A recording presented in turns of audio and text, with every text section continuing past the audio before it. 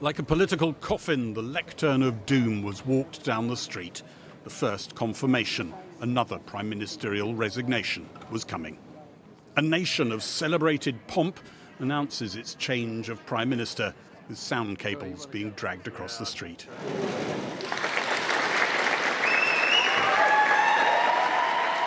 A dwindling band of loyal supporters cheered. Thank you. A thin echo of the reception he recalled from only a short while ago. Thank you. Walking up this street 2 years ago was the proudest moment of my life. A new Labour government, the first in 14 years. I inherited a Labour Party that was politically, financially and morally bankrupt. I was told time and time again that my party was finished, that we were consigned to history. His draft of history continued, listing achievements in office, which he's come to realise is not how most of his MPs see things. I know the question being asked now is not who was best placed to change the Labour Party, to take us into power and to begin the vital work of improving lives for millions of people. Those questions have been answered. The question my party is asking now is whether I am best placed to lead us into the next general election. I have heard the answer of my parliamentary party to that question, and I accept that answer with good grace, and I will do everything I can to ensure an orderly handover of power. I will also give my successor my full and unequivocal support, knowing that they will inherit a Britain that is far stronger and fairer than the one I inherited 2 years ago.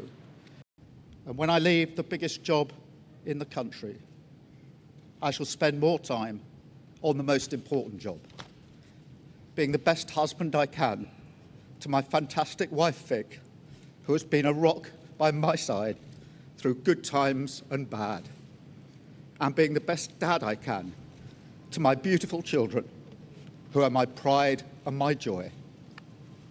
Thank you very much. The forever controlled, locked down Keir Starmer, now emotional and shaken. Another Prime Minister brought down by their own party, Labour following in the Tories' tradition. Another leader on the Downing Street doorstep fighting back tears. His nemesis was leaving Manchester Station, a conquering hero heading south to claim his crown.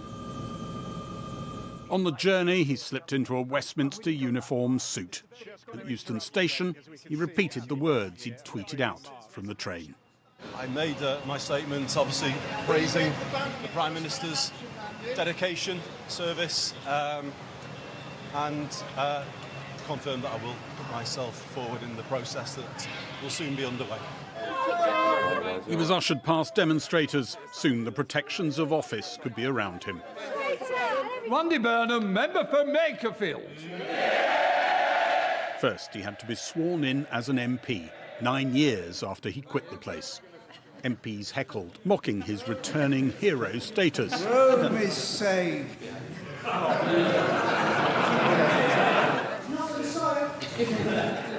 Andy Burnham laughed away the quips. Keir Starmer might think that and more. But his resignation of the party leadership means Andy Burnham in 4 weeks' time could be Prime Minister. No wonder one heckle was, "Gives a job." Labour MPs flocked to welcome Andy Burnham. The deputy leader insisted she'd keep out of any contest, but didn't sound or look like she was doing anything of the sort. As someone who sits on the NEC and the Procedures Committee, I won't be publicly backing any one candidate in that race. Andy is a very popular politician. He's a very effective politician, and he's just won a by-election that many thought he couldn't win. Amongst those clustering around Andy Burnham, Rachel Reeves, The former Health Secretary, Wes Streeting, who'd hoped he might wear the crown, sounded like he now wanted Rachel Reeves' job. Wes Streeting collapsed all pretence of running a rival leadership bid and said in a statement he had spoken at length with Andy in recent days. He said he was now convinced that there is a place for progressive capitalism focused on wealth creation as much as wealth distribution. He wrote, "I hope that everyone else will back Andy too." One of those who stuck with Keir Starmer to the bitter end wasn't joining in the celebratory selfies. He warned the problems for a Burnham government were huge, and today was not a good look. I think we're in danger of not looking a serious country, frankly. We're not looking a serious party in a serious country. Cycling through leaders this quickly is a real worry. My advice for them would be they've probably got three big challenges, actually. The first is there's no money. The second is there's no time. And the third is that the PLP is fractured. Best of luck. Sounds like a great recipe. Best of luck. One Manchester MP worries the man who's just stood down as Mayor of Greater Manchester doesn't have a plan for the nation. Andy has not stated very much about his national policy. He's sort of policy free on the huge issues facing the country. And where he has dipped his toe in the water, he has often quickly contradicted himself. You wanted Keir Starmer gone, you weren't sure he was a great Prime Minister, you thought he came in without a plan. Is Labour in danger of repeating the mistake? Yes, it is. In your mind's eye, can you rule out this all happening again? Andy Burnham having to go before a general election? Well, I hope not. Can you rule it out? No. Assuming no contest, Andy Burnham now has 4 weeks to prepare for the Premiership and become Britain's 7th Prime Minister in a decade. And Gary is with me now, and it was quite a moment. It was, but it was coming towards us. Keir Starmer talked there when he was standing right there about how the mood amongst his MPs had turned. But goodness, the situation with his cabinet. You had cabinet members who were literally working for Andy Burnham, working for the guy who wasn't Prime Minister.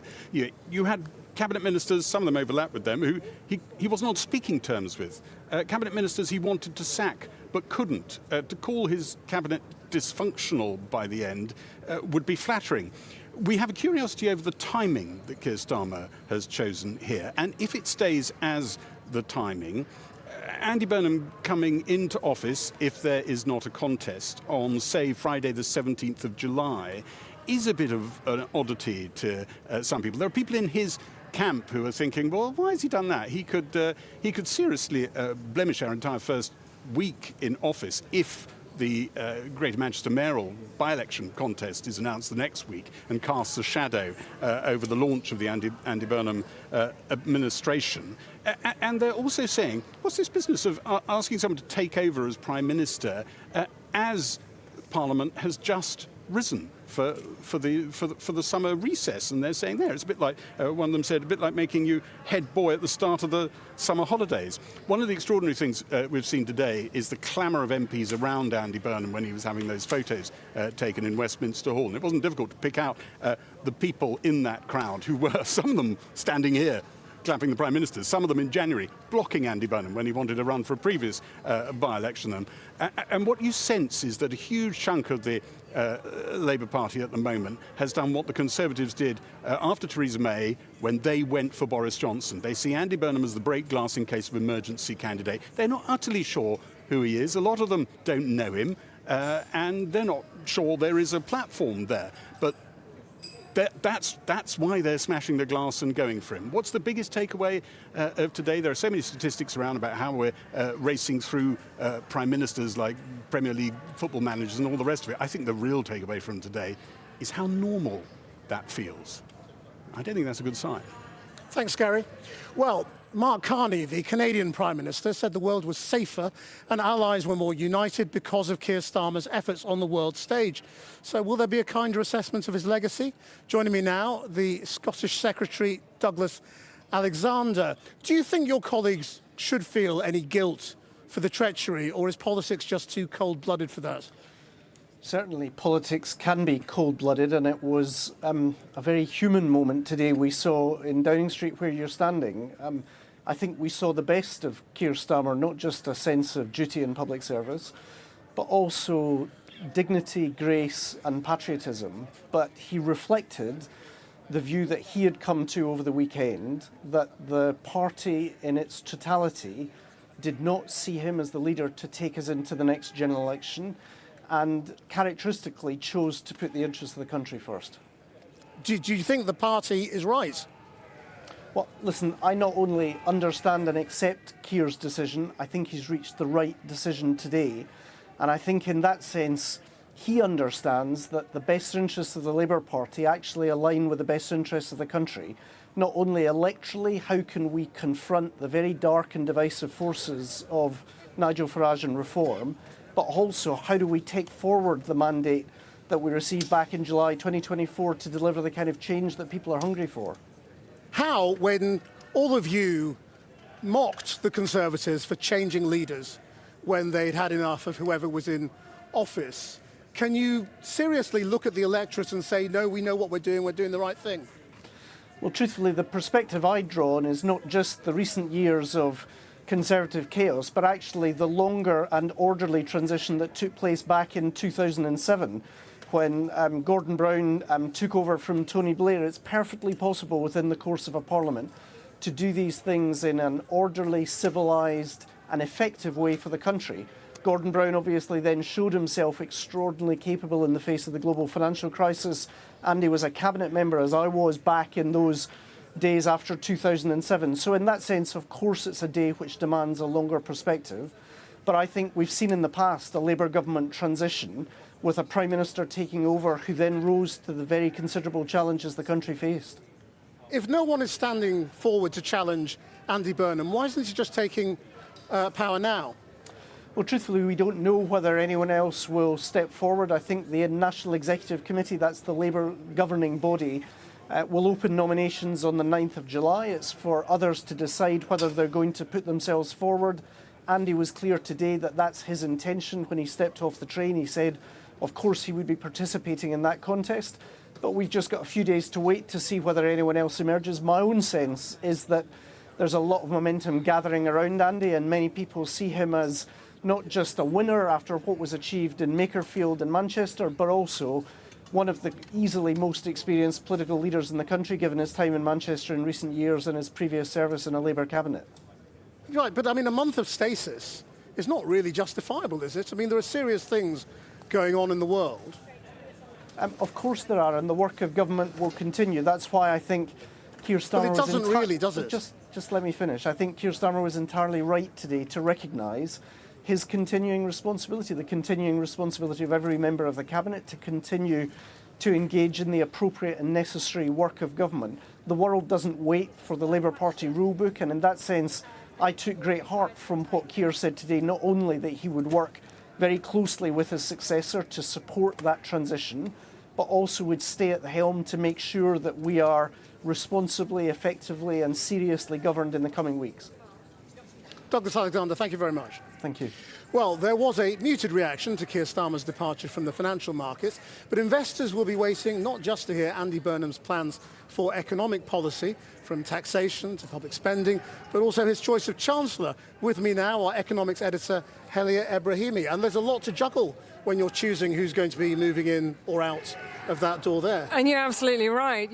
Markets are focused on the next chapter, who's going to be resident at number 11, whether they're going to break the fiscal rules, whether they're going to try and implement some of the economic ideas behind Manchesterism, and critically, whether they're going to borrow more and tax more.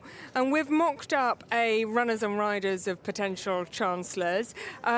First and foremost, the current Chancellor, Rachel Reeves, who would love to stay in post. She would represent the most predictable outcome for markets to digest. But there are others from the soft right of the party, like Wes Streeting, Yvette Cooper, John Healey, of course, wants to spend more on defence. And at the most Blairite end, you've got Pat McFadden. On the other side of the pendulum, you've got the likes of Louise Hay and Ed Miliband, who are more likely to want to tweak the fiscal rules rules and spend more. But Krish, the key thing here is whoever's the incumbent at number 11 is going to have to solve UK growth, and that is a hard nut to crack. Yeah, I mean, look, the refrain has been, well, they're going to have the same old problems, they can't do anything different to the last lot. Are there new things, different things that they could do that might There are unlock no more new money? ideas in politics. I mean, there's lots of chatter about whether there could be tweaks to the fiscal rules. You could follow the Andy Haldane idea of extending the time horizon, but those in Treasury say that that would make it less credible in the bond markets. You could take out defence spending, for example, as Germany has from our constraint. You can. It's all about telling that story. You can borrow more money, but you have to do it in return for growth. What happened with Liz Truss was that she showed no constraint on her spending, and that spooked the markets. And the landscape is unforgiving. The landscape is unforgiving. I'm going to tell you about the landscape in 3 grim numbers. First, our national debt, Krish. It's now £3 trillion. That makes us in hock to the bond markets, whatever Andy Burnham says. Then you've got spending. We want more and more from public spending, and we're demanding more on them. We're due to spend £353 billion on welfare, driven by demographics and increased sickness. But where does the money come from? Well, our tax take is heading towards 38.5%. That is a record amount. So it is very hard to see how a new government will have to be willing to do things that the Starmer government has refused. Thanks, Helia. Jackie. Well, thanks, Krish. And perhaps Keir Starmer was just unlucky taking power during such a time of global upheaval and uncertainty. But having promised to take the drama out of politics, he failed to connect with the voters themselves. Our correspondent Andy Davis has been in Gloucester asking people there what they make of his departure. Gloucester docks, basking in the sunshine, far from the turmoil of Westminster, but where most we met, if not all, had already heard the news by mid-morning. Have you heard about the Prime Minister announcing his resignation? Yeah, saw it live on the news. So, what do you make of it? I think, well, we all knew it was coming. It was inevitable, wasn't it? So, well, I think it's just a shambles. I think just goes to show. I honestly think the country has lost its way. I think it's sad that he's kind of been forced to stand down, because I think he was trying to do the right thing. And I think people expect things to happen too quickly, not realising that a lot of policies actually take time. Best news ever. Why's that? Don't like him. What don't you like about him? His policies. He's never here. He's looking after everybody else but this country. He's always flying away somewhere. And on top of that, he's got his lawyer's head on instead of his politician's head on. Very quick question. We're Channel 4 News. Have you heard that the Prime Minister has announced he's resigning? No. No, not at all. Your face. It's who we're going to get, that's the problem, isn't it? And on that front, so far, there's just one contender. If someone like Andy Burnham was to take over? Yeah, I hear good things about him, so that seems a bit more positive. I somehow I can't really take to Andy Burnham. I don't know what it is, but I don't know, he seems to have come up so quickly. Should it be Andy Burnham in number 10, then this is one of those constituencies Labour would need to fight hard to defend against reform. I don't really know much about him, to be fair. I don't know what he's about or what he stands for. I think everybody in Labour seems to think he's the saviour, but I don't know what he stands for, really. And against someone like Nigel Farage, how do you think he would fare? I think Nigel Farage would win that battle quite easily. Andy Burnham seems like a very good man. But would he be a leader who could win back this former Labour, now Green, supporting voter? I would have to see, because they seem to have lost their way a little bit. Certainly not the socialist Labour Party that Labour were supposed to be. I think there should be a general election, because we never voted for Andy Burnham in the first place. So it should be a general election and see what happens then. 5 Prime Ministers in 6 years? Yeah, that's a bit shocking, really. I think we need to sort things out and get someone in who's going to be in for a bit longer. And therein lies seemingly what has become a major conundrum of modern British politics. So what do Andy Burnham's supporters expect from his leadership? The Labour MP Anna Dixon is one of them, and she joins me now. One of his first decisions is going to be his cabinet. What kind of cabinet do you want? Should it be all-encompassing, left and right and all colours in between? Well, I think Andy's shown what a positive leader he is, and in Greater Manchester he's brought together people around his vision and mission for Greater Manchester, and I have every confidence that he'll do the same for the country should he be lucky enough to become our next Prime Minister. Andy's a very successful politician. He's been as a younger politician, he was there as a Minister for Health 20 years ago and then sitting around the cabinet table. He knows how this place works, he knows what's wrong with it as well as how to make it work. And I think he will bring together, I hope, a cabinet of talents, but also the best people who can deliver and lead and deliver what the people want, which is to see us really cracking down on the cost of living and making the essentials much more affordable. Right, but does he have a plan? I mean, we haven't seen it, have you? Well, I think Andy's made it very clear during his time in the Makerfield by-election the sort of platform that he's standing on, which is one of hope, positivity, bringing people together. That's not and a plan. That's values and vibes. Yes, so in terms of a policy, we were elected as a Labour government on a manifesto, and I think it's really important to remind people that we are in a parliamentary democracy, and that manifesto and the ambitions in it, such as things like the National Care Service, part of the frustration that people have had is that we haven't been delivering on those ambitions fast enough. So I hope that what Andy will do is bring together a team who can really deliver and supercharge our manifesto. Who are his team? I mean, the more you think about it, the more you realise how little we know about how he wants to run the country. Well, as I say, he's a very experienced politician, and Douglas was saying, they sat round the cabinet table previously together. So, as I say, he's bringing that experience, but the more importantly, he's bringing his experience of running one of our biggest city regions, Greater Manchester, and very successfully too.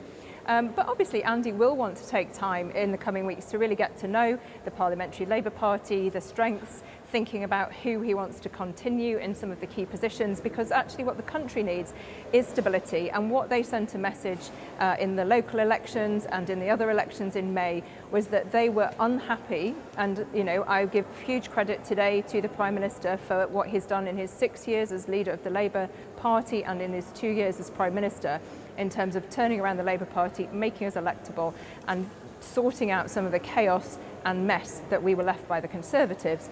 But I think it's really clear that Andy will want to build on that, but deliver on what he's heard in the streets of Makerfield, and that Makerfield test to bring prosperity and good growth to all parts of the country, to communities that feel like they have been overlooked by Westminster. I mean, Keir Starmer's supporters would say it's a bit rich to talk about the country wanting stability when you're the ones who've been creating the instability.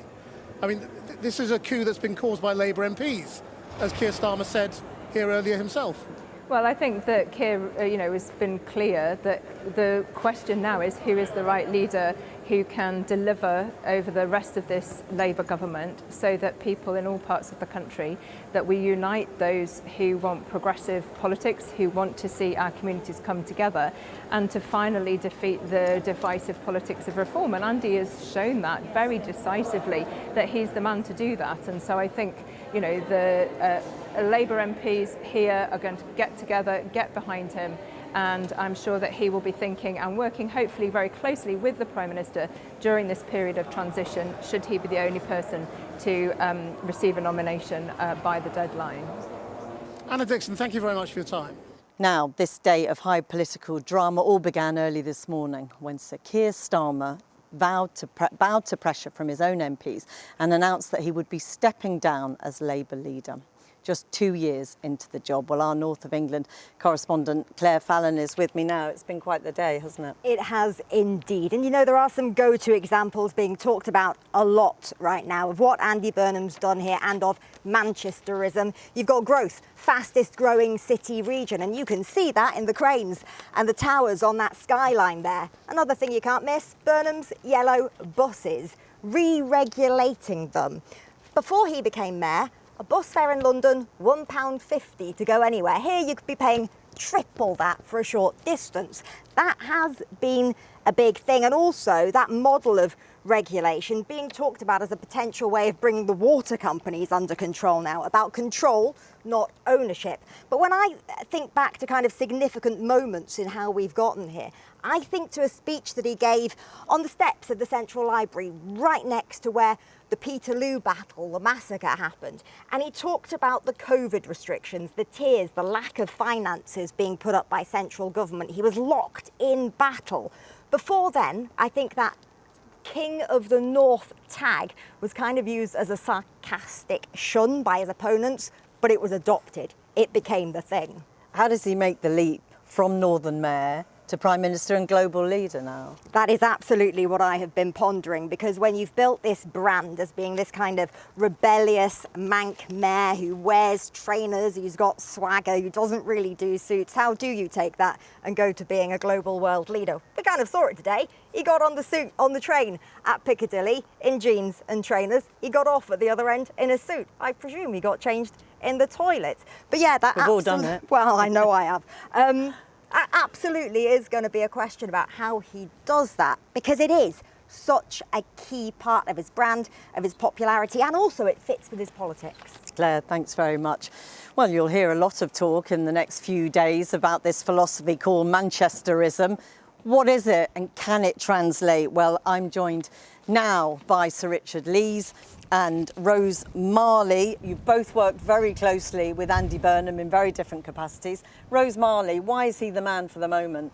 Andy's done really well in Manchester is bring people together and really galvanise the spirit of working together. So whether that's been the buses or his work with young people, he does have an ability to bring together people of all political hue to one common end. I mean, you worked with him when you were City Council Chief in Manchester. Not always smoothly, certainly not at the beginning. Look, Andy has strong views, I've got strong views.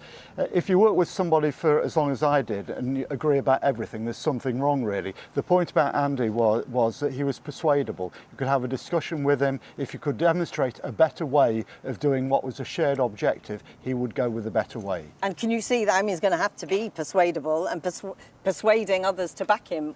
It's an important part of how he's learnt to work in Greater Manchester. This is a place that works on consensus, on partnership, on shared vision, on shared delivery plans, on a long-term view of the world. If he takes that way of working back into Westminster and Whitehall, it will be a lot better place for it. Is that essentially how you describe Manchesterism? Yeah, and he listens. One of the big manifesto promises that he made in Manchester was to offer free travel for 16 to 18-year-olds with opportunities. That idea came from listening to young people and working with apprentices, and then it became a policy. So I think that is what we've seen in Manchester. As Richard says, this ability to work together, and certainly on campaigns and areas where I've worked together, we've had a very clear mandate on a regular basis to make sure that any councillor that you're working with or any MP that you're working with is focused on place and not the party. I mean, is that transferable though? Can you do that sort of consensus? Look at what's happened to Keir Starmer, battered by both sides of his party. You can do that. I wouldn't pretend it's going to be easy, but I think it is doable. I think Andy's got the personality to drive that sort of change. But there's something else that goes with it, is that you have to have the real can-do attitude, and you have to do what you've said you're going to do. And again, Andy in Greater Manchester has done what he said he was going to do when he stood for election. I mean, do you think it's transferable to take it to not Westminster? Not entirely. We're not going to be able to lift and shift this. The whole point of devolved power is listening and working with people, the experts in that area, whether that be the public leaders, the younger, the older people, whoever's got a right to a say and to work cooperatively together. What's needed in Greater Manchester is not what is needed in Cornwall or the South West, and it's not what would be needed across the country as a whole. There'll be similarities and there'll be learnings, but ultimately that devolved power piece, which has been a big proponent of Andy's kind of work here, I believe that and the power of devolved power will be what he can be scaled up. I mean, he's very personable, very, very good communicator. His critics say that hides the fact they don't really know who he is. They certainly at this point don't know what he wants to do. I mean, that's the problem, isn't it? Well, we know he's going to have to tackle the big issues. He's going to have to tackle defence, social care, the problem benefits, particularly for young people. But at the same time, from his experience in Greater Manchester, he does know, as Rose said, that the answer to a lot of these problems isn't in Westminster and Whitehall, it's in the different localities around the country, and it's about devolving real power to those places to tackle those real problems. But critically, it will all be about Westminster in the next few weeks and months, won't it, realistically? Who will be his pick for cabinet? I mean, who he picks as chancellor will tell us a lot about how he's going to govern, won't it? Any ideas? What's he said to you two? Well, I know who I would be picking, but he's not shared who he's going to pick. You're absolutely right. Did you tell him who you'd be picking?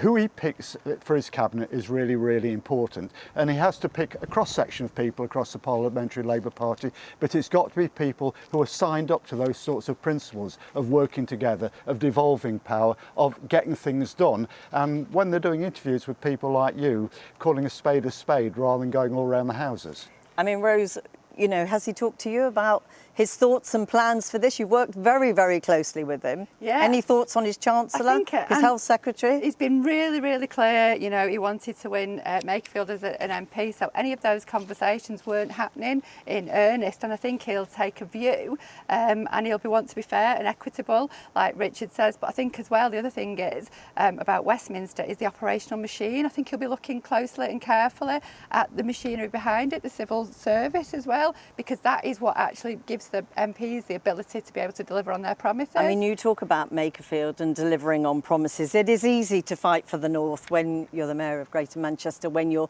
in the North, when you're of the North. You know, the Rotherham MP, Sarah Champion, today said, you know, Westminster London has a habit of sucking the energy out of the project. You know, all roads lead to London. Is he strong enough to resist that? I think the idea he came up with, the Makerfield test, is a really, really powerful test. And if you go to the Makerfield constituency, it is very varied, it's very mixed communities across quite a large area. And when he says, if it doesn't work for Makerfield, it won't work for anywhere else, I think that's right. And if he sticks to the Makerfield test, then I think he'll be doing the right things. I mean, you heard in the Commons today a gentle heckle from someone saying he's not the Messiah. He will hit hard reality very, very quickly. And the electorate don't want to wait these days, do they? They need something to happen really quickly.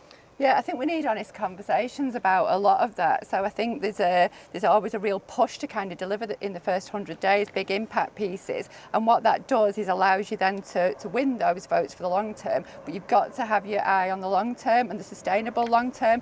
You know, one of the things about Manchesterism, it's been about inclusive growth, so bringing the people with you. And, you know, to be fair, like Manchester's still got a lot of work to do in that. And Andy absolutely knows it. So as much as there'll be a lot of pressure to deliver quickly, I think he really understands that the legacy and the sustainability is in the long term. Richard, very quickly, is there one big thing, though, that he could do and you think he will do very quickly? I think it will be around infrastructure. Infrastructure is fundamental to growth. Labour got elected on a growth promise. We're not delivered on that. That's where I think he can make a difference really, really quickly. To both of you, thank you so much for joining us. Really appreciate it. Now, back to Krishnan. Thanks, Jackie. Well, tonight there will be a mood of mourning in number 10 for a man who believed he was right for the job, but whose party disagreed. It looks like Keir Starmer will be replaced without a contest by a man just sworn in as an MP a few hours ago. But for Andy Burnham, this is not his first tilt at the leadership. He first tried in 2010, and he's often expressed his feelings via his favourite music. The second time he ran, in 2015, he quoted the Cortinas. "I'm only a paper boy from the Northwest, but I can scrub up well in my Sunday best." Tonight it looks like he will be scrubbing up for the top job, third time lucky.